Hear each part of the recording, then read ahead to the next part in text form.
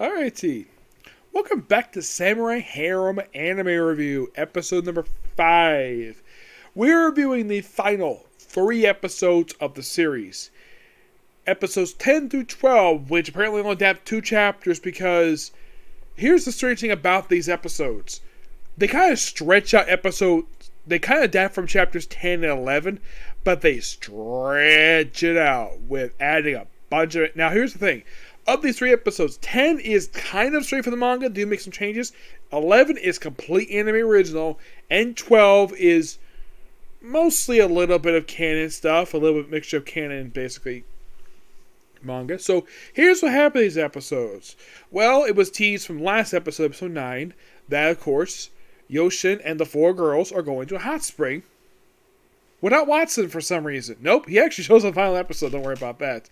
So, they're at the hot spring. Of course, mentioned the place has been haunted. And, there's that. And, of course, the whole place is all to themselves. Now, they apparently do not know the reason for this. So, now we reveal what the reason is. Why in the world that this mask guy, whose real name is Yotida, apparently the reason why he dragged it all out here and why he really wants to take out Yosin is because he mistakenly believed that Ibiki was actually his fiancée. Yeah, that's the reason for this. He thinks Ibiki is his fiancée. Ibiki has no idea what the heck he's talking about. The girls have no idea what they're talking about. And so, like there's a scene with the hot spring, all the girls all in the spring. Yosin does not go to the hot spring, and you might be curious though. Does he go peeping on the 4 girls? No, he doesn't. He just stays far away from that because he goes off for a stroll.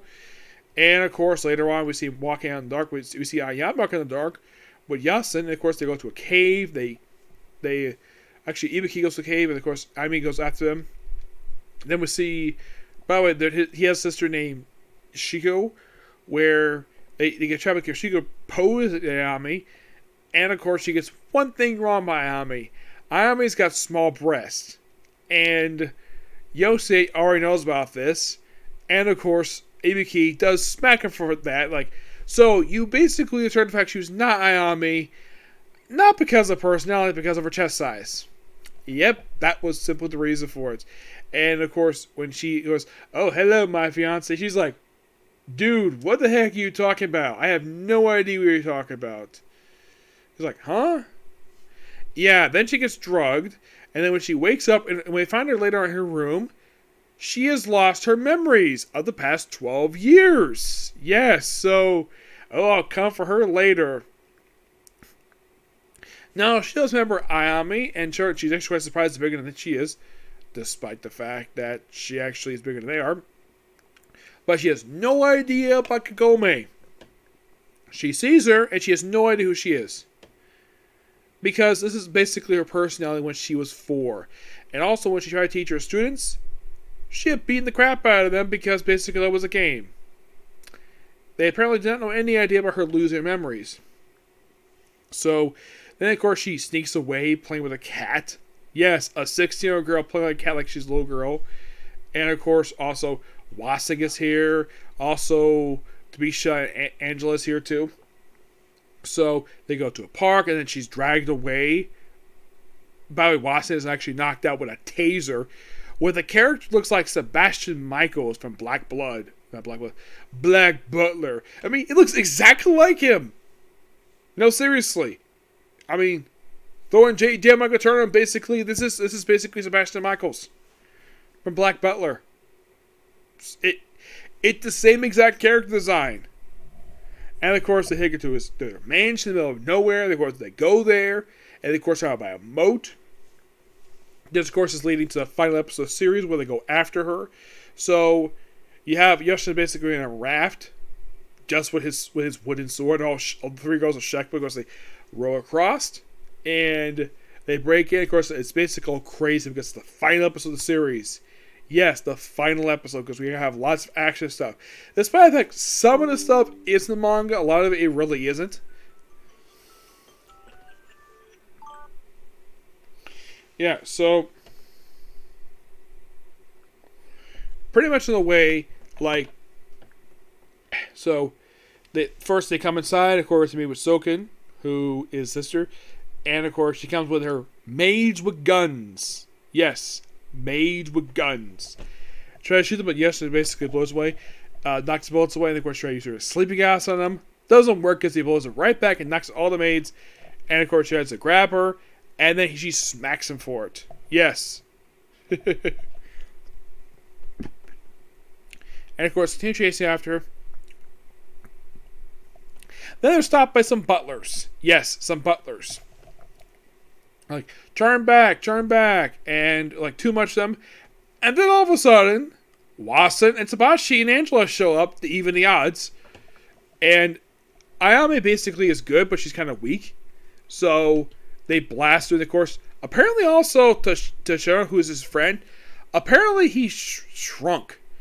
And then it was revealed he was a girl. In the final episode. Yep. And then they go in, they have the, and of course, Uru's trying to marry Ibiki the Slavic. She does not remember him. And, yeah.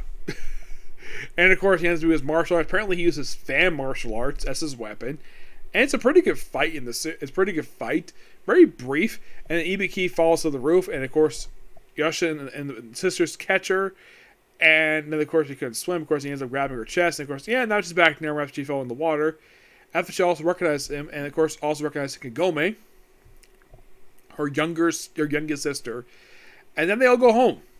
And of course, well, everything's pretty much back normal. Toshibi and Angela go back to their job. Watson does whatever he wants. Finds out the fact his friend's a girl. Does stay anywhere? Not really, no. And of course, writes a letter to his father. He's gonna stay longer, and tells over what's happened. He proceeds to blow his nose and says ridiculous. And that's how the episode ends. That's kind of basically what happened over the course of these 3 episodes. They're really good, and my guess is probably the reason why. Now, here's the thing. The ending of the episode, you might think, is that from the manga? No, that was completely unoriginal with the whole letter to the father he's going to stay behind, which that is actually a bit of canonicity there, because he doesn't leave them until like the end of the series. So it does leave it open for a season 2, which, yeah, you might be curious though. In 12 episodes, how much of this 58 chapter manga does the series cover? And here's the answer for you. The answer is 14 chapters. Yep, 14 chapters in 12 episodes. Yeah, 14 chapters. Now, could they bring the series back for another season? It's possible. But I think also get the series dubbed. Yes. So, I'm with my final thoughts here. I'm not going to do a video of this one. So, yeah, my final thoughts on the anime. It's a pretty good anime. It's not one of these anime where there's no dub. You might think of how many series now have I watched and reviewed where there is no dub for them. And as far as I can tell, there's no reason for this. Aside from this one, you also have Pandora Hearts, Amari Himari, Witchcraft Works. Yeah, Witchcraft Works never had a dub. It was actually a really good anime, despite the fact that the ending of that one was actually canon. Amari Himari was mostly an original, a little bit of canon. They basically streamed from the manga like half of the series. Was there any other one?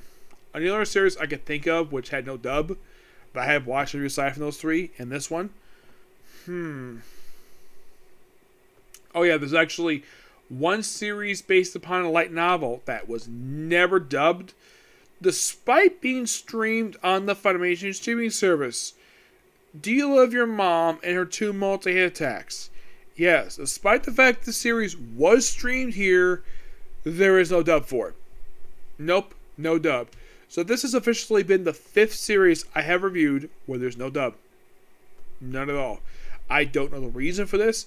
You might be curious though, what is the longest of these series I reviewed where there's no dub? Pandora Heart, 25 episodes. Witchcraft Works was 12 episodes.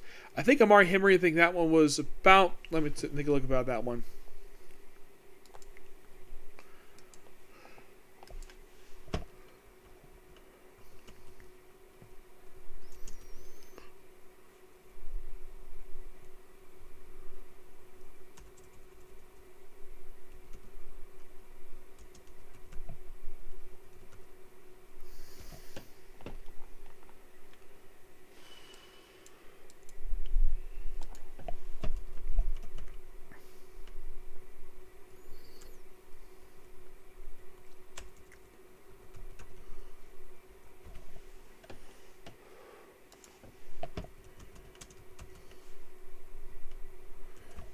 Okay, I think I can find it here.